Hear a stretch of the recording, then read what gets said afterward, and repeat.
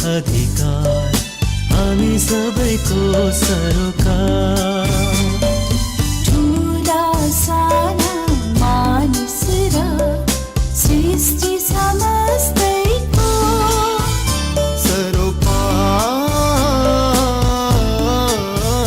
सरोकार बाल अधिकार हामी सबैको सरोकार।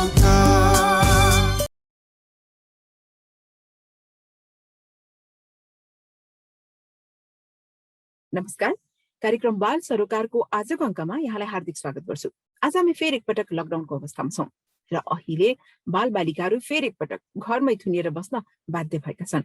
अनलाइनमा रहेर जहाँ जहाँ मिल्छ त्यहाँ उनीहरूले आफ्नो स्कुलको कलेजको शिक्षालाई अगाडि बढाइरहेका छन्। कतिपय ठाउँमा अनलाइन शिक्षा सम्भव नै भइरहेको छैन, घरमै त्यत्तिकै बस्न बाध्य छन्। र यो बेलामा बालबालिका मात्र होइनन्, अभिभावकहरू र वयस्कहरू पनि घरभित्र थुनिएर रहेका छन्। र यो अवस्थामा एक किसिमले हेर्दा बालबालिकाहरू अरू बेलामा भन्दा बढी सुरक्षित हुन्छन् भन्ने हामीलाई लाग्छ, किनभने आफ्नाहरूकै बीचमा छन् उनीहरू अहिले। तर यदि हामीले संसारभरिकै तथ्याङ्क हेर्ने हो भने बालबालिकाहरू सबैभन्दा बढी हिंसामा घरकै मानिसबाट, आफन्तहरूबाटै परेको देखिन्छ। यसैले अहिलेको समयमा बालबालिकामाथि भइरहेका हिंसाको संख्या पनि बढी नै रहेको छ। अहिले गाडीहरू चलिरहेका छैनन्, मान्छेहरू एक ठाउँबाट अर्को ठाउँमा गइरहेका छैनन्, तर बालबालिकाको ओसार पसार वा अझ भनौँ बालबालिकाको हराउने क्रम भने रोकिएको छैन। यसै गरेर अनलाइनमा छन् अहिले बालबालिकाहरू धेरै लामो समयसम्म।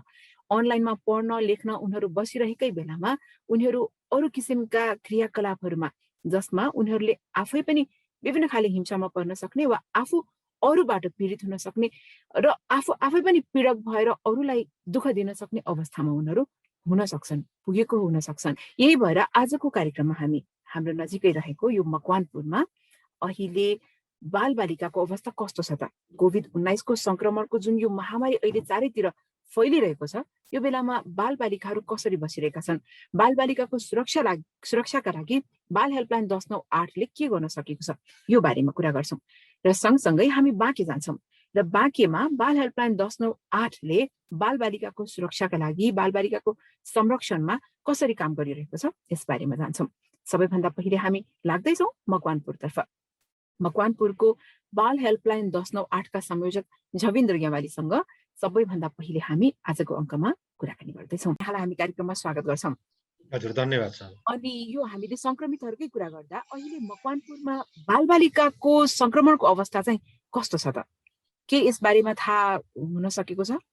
मकवानपुर जिल्लामा पनि अरू ठाउँमा जस्तै बालबालिकाहरू संक्रमित भएको चाहिँ अवस्था छ र कुनै पनि बालबालिकाहरूको चाहिँ मृत्यु भएको भन्ने चाहिँ खबर चाहिँ छैन। तर बालबालिकाहरू पनि संक्रमित भएको भन्नेहरू समाचार हामीले सुनिरहेछौँ। र अब यो विषम परिस्थितिमा चाहिँ बालबालिका अनि गएर चाहिँ त्यस्तै अभिभावक ठुला मान्छेहरू पनि बाहिर निस्कन चाहिँ गाह्रो हुने, यो अरू ठाउँमा जस्तै छ र पहिलाभन्दा धेरै गाह्रो खालको स्थिति पनि छ। लकडाउन भइसकेपछि धेरै मान्छेहरू बाहिर निस्केका छैनन् र प्रशासनले पनि यसलाई कडाइका साथ चाहिँ पालना गर्ने भनेर चाहिँ माइकिङ गर्ने लगायतका सूचना जारी गर्ने काम चाहिँ प्रशासनबाट पनि भइरहेको छ। र यो अवधिमा यस्तो बेलामा चाहिँ त्यसो भए जस्तो यहाँले भन्नुभयो नि, यो मोबिलिटी चाहिँ अलि एकदमै अहिले कम छ, मान्छेहरू एक ठाउँबाट अर्को ठाउँमा त्यति गइरहेका छैनन्, सकेसम्म घरमै बसिरहेका छन्। यस्तो अवस्थामा चाहिँ बाल संरक्षणको जुन कुरा हामी गर्छौँ नि, जस्तै बालबालिकामाथि भइरहेका हिंसाहरू, दुर्व्यवहारहरू जुन पहिला भइरहेका थिए, ती घटनाहरूमा अहिले कमी आयो वा झनै बढ्यो, के कस्ता घटनाहरूको बारेमा हामी कहाँ दर्ता भयो बाल हेल्पलाइन 1098 मा? बाल हेल्पलाइन 1098 मा चाहिँ सबैलाई जानकारी भएको यो नम्बर भएको कारणले गर्दाखेरि कुनै घटना भयो अथवा केही सूचनाहरू दिन पर्यो भने 1098 मा चाहिँ फोन नियमित रूपमा चाहिँ पहिला जस्तै नियमित रूपमा आइरहेको छ। र अवस्था अलिकति चाहिँ असामान्य अवस्था भएको कारणले गर्दाखेरि चाहिँ रेस्पोन्स गर्न, अब यसलाई सम्बोधन गर्न जटिल पनि चाहिँ हुन्छ हामीलाई। तथापि हामी चाहिँ आएका फोनहरूमा हामी चाहिँ यसलाई सम्बोधन चाहिँ गरिरहेछौँ। र यो बिचमा चाहिँ हामीलाई बाल विवाहका केसहरू चाहिँ 3-4वटा केसहरू चाहिँ आयो, जुन एक हप्ताको अवधिमा भाइ बहिनीहरू चाहिँ घरमै बस्नुपर्ने, घरमा बसिसकेपछि चाहिँ फेसबुक चलाउने, मोबाइल चलाउने, कामहरू केही नहुने, यस्तो भइसकेपछि चाहिँ एउटा तनाव चाहिँ पनि हुने र भाइ बहिनीहरूले चाहिँ के गरौँ भने व्यस्त नभएको कारणले गर्दाखेरि चाहिँ विवाह भएको भन्ने चाहिँ हामीले जुन बाल विवाहको चाहिँ हामीले रोक्ने प्रयत्न गऱ्यौँ त्यहाँ देखियो। र अझै पनि हामीले एउटा बाल विवाह चाहिँ रोक्ने चाहिँ तयारी पनि भइरहेछ र स्थानीय तहसँग मिलेर हामीले चाहिँ गर्दैछौँ। र यही बिचैमा बाल विवाहको घटना र चाहिँ हराउने बालबालिकाहरूको समस्या पनि हामीले देख्यौँ कि गाडी नचल्दाखेरि पनि बालबालिकाहरू हराउँदो रहेछन्।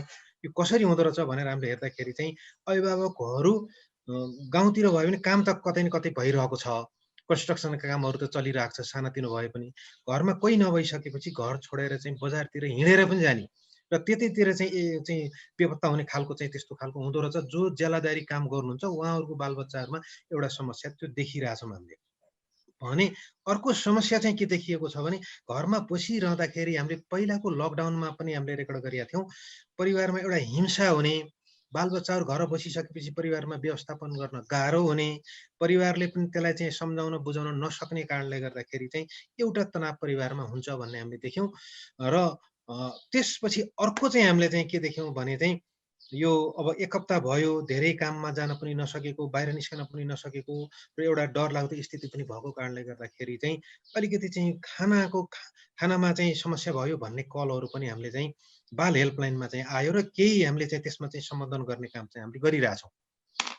अब यहाँले भन्नुभयो नि जस्तै हामीले बाल विवाहका घटना आजै पनि रोक्यौँ भनेर होइन।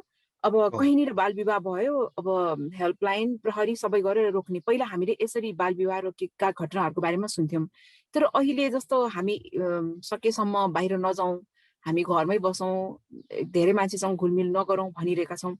यस्तो बेलामा यो बाल विवाह रोक्न कसरी चाहिँ तपाईँहरू सफल भइरहनु भएको छ, कसरी गइरहनु भएको छ? यो धेरै जटिल काम छ, एकदमै चाहिँ साह्रै महत्त्वपूर्ण र हामीले गरिरहेको चाहिँ विषयमा चाहिँ यहाँले चाहिँ जिज्ञासा राख्नुभयो। यो पहिला हामी सम्बन्धित ठाउँमा पुगेर गर्थ्यौँ भने अहिले हामीले चाहिँ नयाँ तरिका पनि चाहिँ हामीले चाहिँ गरिरहेछौँ।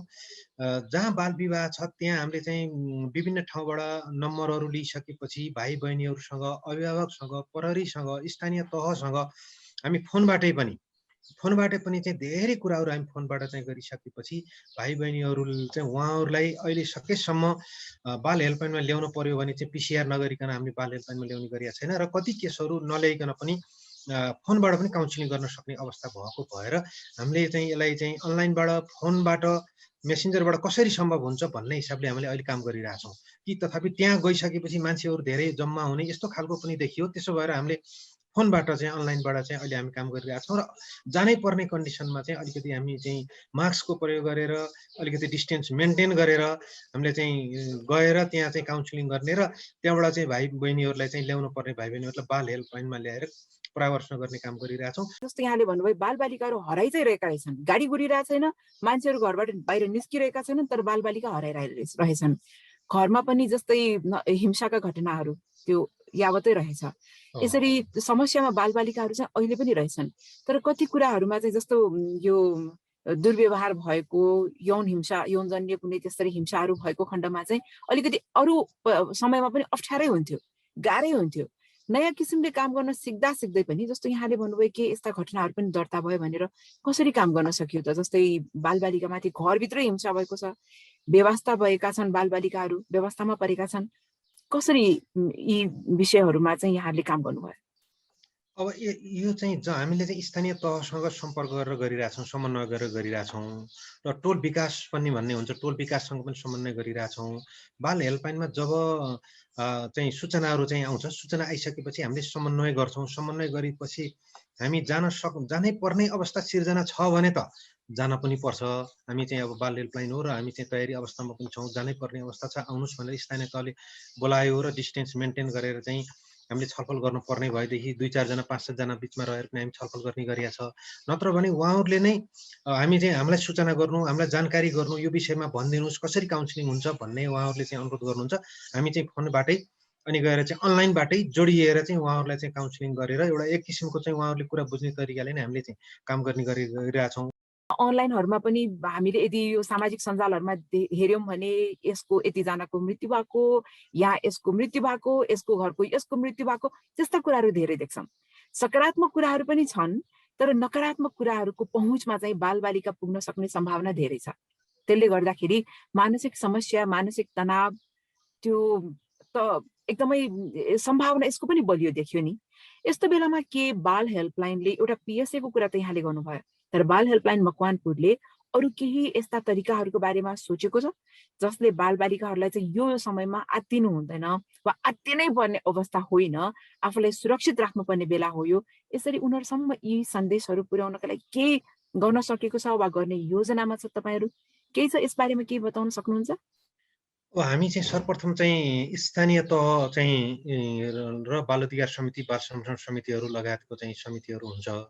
उहाँहरू जुन जुन क्लस्टर छ, यो संरक्षणको चाहिँ क्लस्टर क्षेत्र छ, यसमा चाहिँ बैठकहरू बसेर समस्याहरू चाहिँ ठाउँअनुसार पनि फरक हुन सक्ला। त्यो हिसाबले पनि चाहिँ स्थानीय तहसँग समन्वय गरेर सम्बन्धित ठाउँहरूमा चाहिँ के कस्तो चाहिँ गर्नुपर्छ भन्ने एउटा चाहिँ हाम्रो त्यो सोच छ।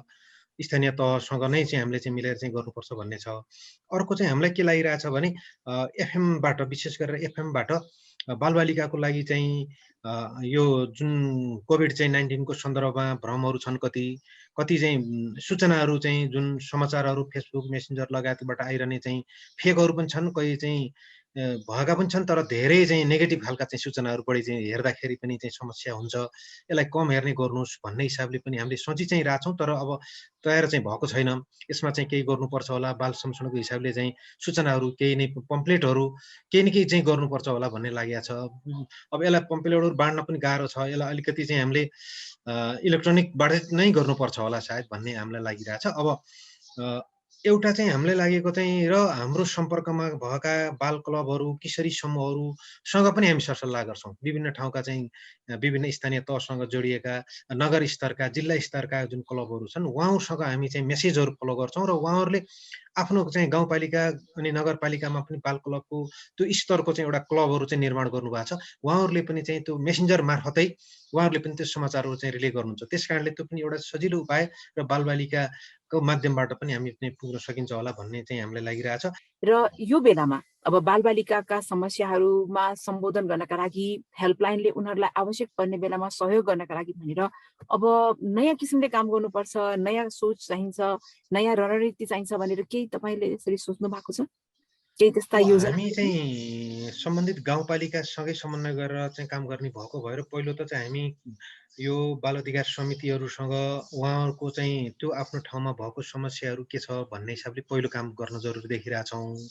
र बाल हेल्पलाइनबाट र राष्ट्रिय बाल अधिकार परिषदबाट पनि केही समय अगाडि चाहिँ बैठक पनि भएको थियो र अब त्यो समन्वयमा पनि बाल हेल्पलाइनलाई कसरी सहयोग गर्न सकिन्छ र बालबालिकाहरूको समस्या कसरी समाधान गर्न सकिन्छ र त्यताबाट पनि केही सहयोग चाहिँ हुन्छ भन्ने खालको पनि हामीले चाहिँ केही आश्वासन पनि चाहिँ पाएका छौँ।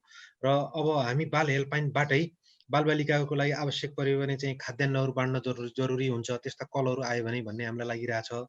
अनि सेनिटाइजरहरू हुनसक्छ, मास्कहरू हुनसक्छ, सचेतनामूलक खालका चाहिँ सन्देशहरू हुनसक्छ। यो चाहिँ महत्त्वपूर्ण हो।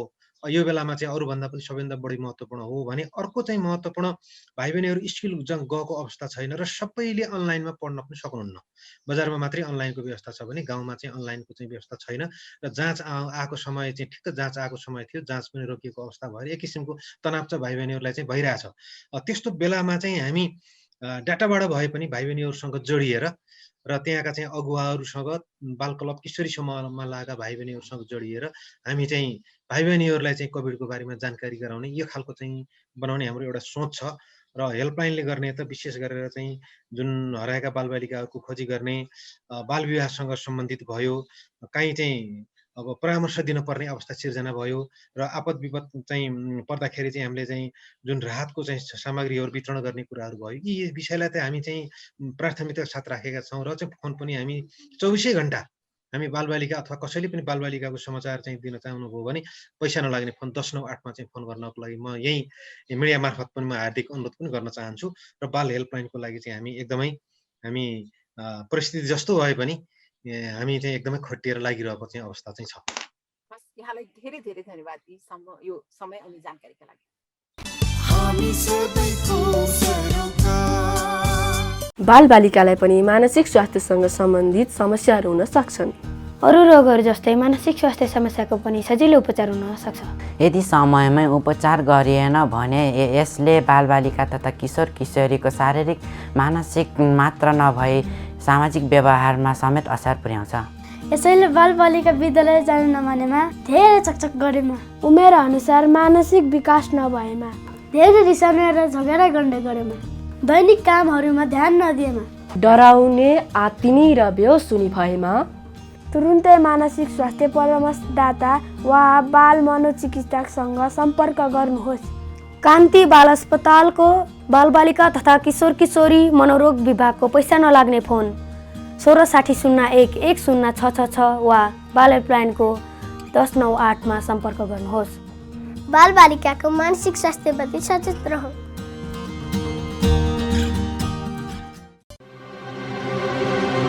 हेर्ने यो नयाँ काण्ड। Happy birthday. Thank you. के छ त प्लान? पागल, के हुनु र प्लान? अनि बर्थडे गिफ्ट चाहियो नि, अस्ति प्रमिस गरे होइन, यसो फोटो पठाउन। आई कान्ट यार। हे तेरो नाटक। राख फोन सन।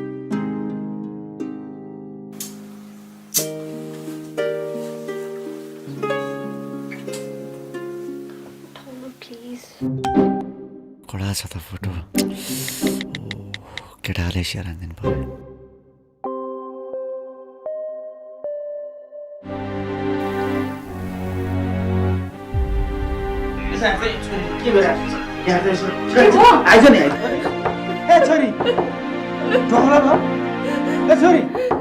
अनि तपाईँलाई लागिरह होला अब के भयो भनेर। यस्तो घटना घट्न नदिन तपाईँ आफू पनि सचेत रहनुहोस् अनि तपाईँको बालबालिकालाई पनि सचेत राख्नुहोस् है। हामी सबैको सरोकार। केही बेर अगाडि हामीले मकवानपुरको बाल हेल्पलाइन 1098 का संयोजक झविन्द्र ग्यावालीसँग मकवानपुरमा अहिले बालबालिकाको अवस्था र हेल्पलाइनले गर्न सकेका कामहरूको बारेमा कुराकानी गरेका हौं। र अब हामी अगाडि बढ्दैछौँ बाँकेतर्फ र बाँकेमा पनि अहिलेको समयमा निकै धेरै संख्यामा कोभिड संक्रमितहरू देखिन थालेका छन्। तर सँगसँगै निको हुनेहरूको संख्या पनि बढी नै रहेको छ। तर यो बीचमा बालबालिकाहरूमा पनि संक्रमण देखिन थालेको भन्ने कुरा त हामीले खबरहरूमा पढिरहेका छौँ, सुनिरहेका छौँ, हेरिरहेका छौँ। र यही बेलामा बालबालिकाको अवस्था कस्तो छ त? पहिलेको तुलनामा, सामान्य अवस्थाको तुलनामा अहिले बालबालिकाहरू के गरिरहेका छन्, कस्तो अवस्थामा छन् र उनीहरूको सुरक्षा संरक्षणका लागि बाल हेल्पलाइनले कसरी काम गर्न सकिरहेको छ, यही बारेमा आज हामी कुराकानी गर्छौँ बाल हेल्पलाइन 1098 बाँकेका संयोजक सिद्धराज पनेरूसँग। अहिले यदि होइन हामीले यो बाँकेमा बालबालिकाको अवस्था कस्तो छ, विशेष गरेर यो संरक्षणको सवालमा कस्तो अवस्थामा बालबालिकाहरू छन् भनेर भन्यो भने के भन्नुहुन्छ यहाँले? खास गरी अहिले बाँके जिल्ला नेपालमा सबैभन्दा पहिले नै बाँके देशमै लकडाउन सबैभन्दा पहिले लकडाउन भएको जिल्ला पनि हो र धेरैवटा केसहरू पनि अहिले बाँकेमा अहिले पनि छ। कोभिडको केसहरूमा एकदमै बढी केस भएका जिल्लाहरूमा पनि बाँके छ। निरन्तर रूपमा सुरुदेखि अहिलेसम्म बाँकेमा कोभिडका केसहरू एकदमै द्रुत गतिमा बढिरहेछ। त्यसैले ती केसहरूमा महिला, बालबालिका र सबै मान्छेहरूलाई, अब धेरै जसो मान्छेहरूलाई यो कोभिड ले छोएको छ।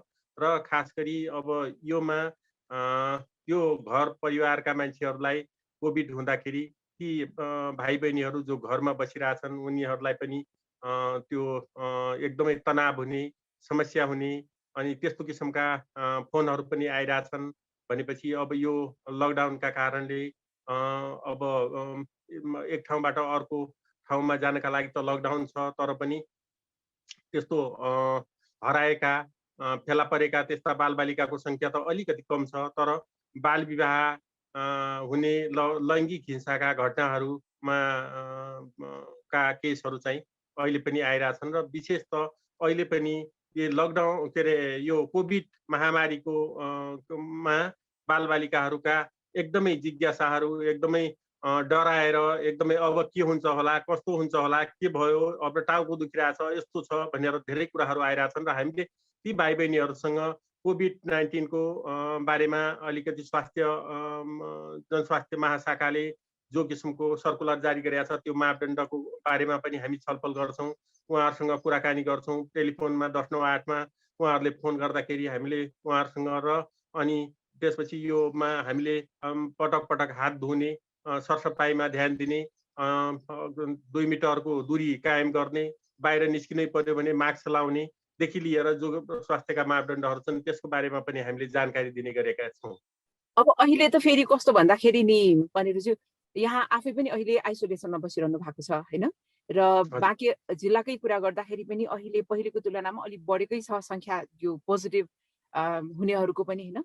यस्तो बेलामा हेल्पलाइनमा जब यहाँले भन्नुभयो नि यसरी बालबालिकाहरू विभिन्न खालका कौतूहल लिएर हैन, जिज्ञासाहरू छन्, उनीहरूका समस्याहरू पनि छन्, यी सबै कुराले जब उनीहरूले फोन गर्छन् कसरी चाहिँ यहाँहरूले अहिले यी समस्याहरू भनौँ वा यी जिज्ञासाहरूलाई सम्बोधन गर्न सकिरहनु भएको छ?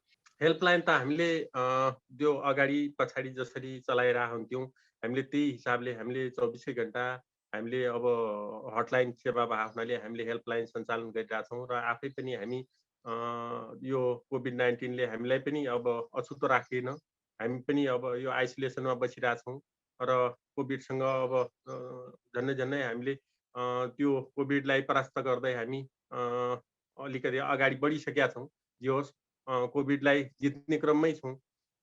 तर हामीले ती बालबालिकाहरू जसका फोनहरू आउँछन् हाम्रो हटलाइन सेवालाई पनि हामीले इमर्जेन्सी भएको हुनाले अब त्यसैले आपतकालीन हटलाइन सेवा भएको हुनाले हामीले त्यसलाई पनि सुचारू गर्नुपर्छ भनेर हामीले आफू कोभिडको पेसेन्ट हुँदाहुँदै पनि हामीले त्यो सेवालाई पनि हामीले सँगसँगै अगाडि बढाइरहेछौँ र त्यसमा अब अलिकति पीडा कष्ट त हुने नै भयो। अब अलिकति आफूलाई पनि टाउको दुखिरहेको हुन्छ, आफूलाई पनि अलिकति स्वास्थ्यले साथ दिइरहेको हुन्न, तर पनि हामीले ती भाइ बहिनीहरूका कुराहरूलाई हामीले उहाँहरूका जिज्ञासाहरूलाई हामीले सम्बोधन गर्ने गरेका छौँ र त्यस्ता किसिमका केसहरू आयो भनेपछि जो बाल संरक्षणसँग सम्बन्धित कुराहरू आए भनेपछि गाउँपालिका मेयर साहब, उपमेयर साहब, गाउँपालिकाका अध्यक्षज्यू, उपाध्यक्षज्यू, वडा अध्यक्षज्यूहरू, विभिन्न प्रहरी युनिटहरू, महिला बालबालिका तथा ज्येष्ठ नागरिक सेवा केन्द्रदेखि लिएर उहाँहरूसँग कोअर्डिनेसन गरेर हामीले ती कुराहरूलाई पनि हामीले अगाडि बढाइरहेछौँ। पहिलेको तुलनामा बालबालिकाहरू अहिले यो सामान्य समयमा भन्दा अहिले बालबालिकाहरू बढी समस्यामा छन्, बढी उनीहरूलाई हेल्पलाइनको वा अरू किसिमका सहयोगहरूको आवश्यकतामा छन्। के छ यो पहिलेको लकडाउनसँग तुलना गरेर हेर्दा के छ? अब पहिलेको लकडाउन अब खास गरी नेपालमै यो भाइरसको यो पहिले प्रवेश भयो त्यतिखेर एकदमै सजगता पनि अपनाइएको थियो। त्यसैले अब मान्छेहरू एकदमै डराएका थिए त्यतिखेर अब के हुन्छ कस्तो हुन्छ भन्ने किसिमको थियो।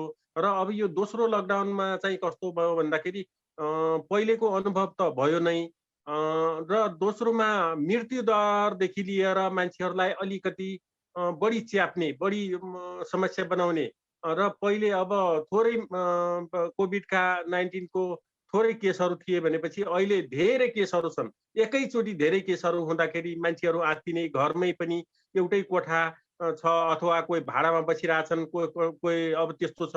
त्यसैले सबै स्वास्थ्यका मापदण्डहरू पालना हुन सक्ने अवस्था पनि छैन एउटै कोठा अथवा दुईटा कोठामा। अनि अब 5 जनाको परिवार छ भनेपछि 2 जना बालबालिका अथवा 3 जना बालबालिका छन्, 2 जना के अरे अरू एडल्टहरू छन् भनेपछि एडल्टहरूलाई कोभिडले छोयो भने ती बालबालिकाहरूले खाना बनाउनु पर्ने, अनि त्यसपछि सामाजिक दूरी कायम गर्नुपर्नेदेखि लिएर त्यस्तो छ भनेपछि अब ती भाइ बहिनीहरूलाई कोभिड भयो भनेपछि बुवा आमालाई पनि त्यो किसिमको चिन्ता हुने, समस्या हुने, अनि स्वास्थ्यका मापदण्डहरू पनि पालना गर्नका लागि उनीहरूलाई पनि अलिकति धेरै चुनौतीहरू छ। अब ठाउँ अभावका कारणले समस्याहरूदेखि लिएर अब विभिन्न ठाउँहरूमा अक्सिजनका कुराहरू पनि छ। त्यसैले अब यस्ता घटनाहरूदेखि लिएर अहिले सबै बालबालिकाहरूले सामाजिक सञ्जालहरू पनि चलाइरहेछन्। त्यसैले अब यस्ता घटनाहरूले बालबालिकाहरूलाई पनि त्यो पीडाहरू, त्यो सामाजिक सञ्जालमा ती घटनाहरू देखेर पनि उनीहरूलाई त्यो किसिमको पीडाहरू अनि मानसिक तनावहरू हुने गर्दछ र उनीहरूले 108 मा फोन गर्ने गर्छन्। र हामीले सकेको, जानेको, बुझेको कुराहरूमा हामीले ती कुराहरूलाई उहाँहरूका जिज्ञासाहरूलाई सम्बोधन गर्ने प्रयास गर्छौँ र हामीले ती सेवाहरू उनीहरूलाई परेका समस्याहरूको बारेमा सम्बन्धित अब हामीले पनि अब यो लकडाउनको अवधि भएको हुनाले अलिकति अब हामीलाई पनि ती केसहरूको सम्बोधन गर्नु त गाह्रै छ, तर पनि हामीले ती केसहरूलाई सम्बोधन गर्ने प्रयास गरिरहेछौँ। अहिले पनि स्थानीय तहहरूसँग अनि प्रहरी कार्यालयका विभिन्न ठाउँहरूमा भएका युनिटहरूदेखि लिएर स्वास्थ्य कर्मीहरूसँग पनि हामीले ती किसिमका परामर्शहरू गरिरहेछौँ। बालबालिकाहरू अनलाइनमा लगातार छन् अहिले, तर यसरी अनलाइनमा लगातार भइरहेको बेलामा हामीले बालबालिकाहरूलाई अब यहाँले भन्नुभयो जस्तै धेरै घटनाहरूको बारेमा सञ्चार माध्यमहरूमा आइरहेका हुन्छन्, एकदमै तर्सिने खालका, तर राम्रा घटनाहरूको बारेमा राम्रा समाचारहरू पनि धेरै छन्। तर यति हुँदाहुँदै पनि अलिकति बालबालिकाहरूलाई यी जुन सामाजिक सञ्जालहरूमा भए वा अनलाइनमा हुने खबरहरू भए, यी खबरहरूबाट त्रसित हुन सक्ने, त्यस्तै अनावश्यक रूपमा मानसिक तनावमा उनीहरू जान सक्ने यस्ता थुप्रै नयाँ खालका समस्याहरू पनि छन्। यस्तो बेलामा केही हेल्पलाइनको काम गर्ने तरिकामा केही परिवर्तन आयो? केही परिवर्तनको तपाईँले खाँचो देख्नुभएको छ, आवश्यकता छ? जसरी हामीले काम गरिरहेछौँ यो मोडालिटीमा, यो अहिले फिल्डमा नगएर पनि हामीले कोअर्डिनेसन गरेर उहाँका समस्याहरूलाई सम्बोधन गर्ने हामीले प्रयास गरिरहेछौँ। यो हाम्रा लागि नयाँ सिकाइ पनि हो, किनभने पहिले हामीले के अरे कुनै घटनाहरू आउने बित्तिकै हामीले सम्बन्धित ठाउँमै जान्थ्यौँ भनेपछि अहिले हामीले अब त्यो सिचुएसन नभए हुनाले अहिले हामीले ती घटनाहरूलाई अरू सरकारवालाहरूसँग पनि कोअर्डिनेसन गरेर अरू ठाउँहरूसँग पनि समन्वय गरेर त्यसरी सम्बोधन गर्ने प्रयास गरिरहेछौँ। र अब हाम्रै लागि आफै नै लागि पनि सिकाइ हो। अनि दोस्रो, हामीले आफूले पनि कोभिडसँग लड्दै बालबालिकाका समस्याहरूलाई पनि सम्बोधन गर्दै हामी अगाडि बढिरहेछौँ। यो हामी आफै पनि यो पनि हाम्रा लागि ठुलै सिकाइ हो। यो बेलामा नि होइन, जस्तै यहाँहरूले अहिले के गरिरहनु परेको छ, के गरिरहनु भएको छ अहिलेको समयमा चाहिँ यो बाल संरक्षणको सवालमा? अब हामीले खास गरी अहिले अब ती त्यस्ता किसिमका जिज्ञासाहरू, त्यस्ता किसिमका घटनाहरू जो बाल संरक्षणसँग सम्बन्धित ती घटनाहरूलाई हामीले सम्बोधन गर्ने प्रयास गरिरहेछौँ। अनि बाल हेल्पलाइन सेवालाई हामीले सुचारू गरिरहेछौँ। टेलिफोनबाटै हामीले अब विभिन्न ठाउँहरूमा सम्पर्क गर्ने, कुराकानी गर्ने र भाइ बहिनीहरूका जिज्ञासाहरू विभिन्न किसिमले भाइ बहिनीहरूले आत्तिएर होइन डराएर समस्या परेर उहाँहरूले फोन गरिराख्नु भएको छ, त्यसलाई पनि हामीले सम्बोधन गर्ने प्रयास गरिरहेछौँ। र विशेषतः हामीले कोभिड-19 को जो अब यो महामारीको विषयमा विशेषतः हामीले त्यो भाइ बहिनीहरूलाई नआत्तिन र यो समस्याहरूसँग यसरी जुझ्न सकिन्छ भनेर हामीले मनोबल उठाउने किसिमले हामीले कुरा गरिरहेछौँ। र त्यो कुरा गर्दै गर्दा हामीले यो कुरा पनि छुटाएका छैनौँ, हामीले स्वास्थ्य मापदण्डहरू पालना गर्नै पर्छ। त्यो हामीले 2 मिटरको दूरी कायम गर्नै पर्छ, अनि मास्क लाउनै पर्छ, सेनिटाइजरको प्रयोग गर्नै पर्छ र पटक पटक हात धुने गर्नुपर्छ। अनि विभिन्न हटलाइन स्वास्थ्य केन्द्रहरूका फोनहरू पनि राखेका छौँ। जसरी ती भाइ बहिनीहरू कुनै समस्यामा परे त्यस्तो छ भनेपछि हामीले हस्पिटलको फोन नम्बर उपलब्ध गराइदिन्छौँ, यहाँबाट यसरी जान सकिन्छ भनेर हामीले उहाँहरूलाई पनि त्यसरी परामर्श गरिरहेछौँ। र हामीले थाहा पाए अनुसार हामीले सम्बन्धित ठाउँमा पनि यसो समस्या भएर रहेछ, यस्तो मान्छेहरू आइरहेछन् अथवा यस्तो छ भनेर हामीले त्यो कोअर्डिनेसन गर्ने कामहरू पनि देखि लिएर हामीले त्यो कुराहरू पनि गरिरहेछौँ। र विभिन्न सुरक्षाकर्मी, त्यो नेपाल प्रहरी, सशस्त्र प्रहरी उहाँहरूसँग पनि त्यो किसिमको आवश्यक सहयोगका लागि हामीले उहाँहरूलाई पनि अनुरोध गर्छौँ। पनिरजी, यहाँलाई धेरै धेरै धन्यवाद यी जानकारीका लागि। आफ्नो स्वास्थ्यको ख्याल पनि गर्नुहोला। धेरै धन्यवाद। हजुरलाई पनि धेरै धेरै धन्यवाद।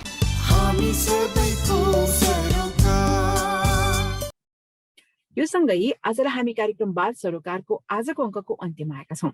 तपाईँको घर वरपर तपाईँले थाहा पाएका कुनै पनि ठाउँमा बालबालिका कुनै पनि किसिमको जोखिममा रहेको भन्ने यहाँलाई लागेमा तत्कालै बाल हेल्पलाइनको फोन गर्दा पैसा नलाग्ने नम्बर 1098 मा जानकारी गराउन सक्नुहुन्छ। र यदि फोनको प्रयोग गर्न चाहनुहुन्न भने मोबाइल एप छ चाइल्ड हेल्पलाइन नेपाल भनेर, यो एप डाउनलोड गरेर पनि यहाँले बालबालिकाको अवस्था बारेमा हेल्पलाइनलाई जानकारी गराउन सक्नुहुन्छ। अब अर्को साता अरू नै विषयवस्तु सहित हामी फेरि फर्कनेछौँ। त्यतिन्जेलसम्मका लागि सुरक्षित रहनुहोला, घरमै रहनुहोला। साथीहरू गणेश सिंह ठकुरी र रमिता छुजुसँगै म प्रमिला मानन्तर पनि बिदा हुन्छु। नमस्कार।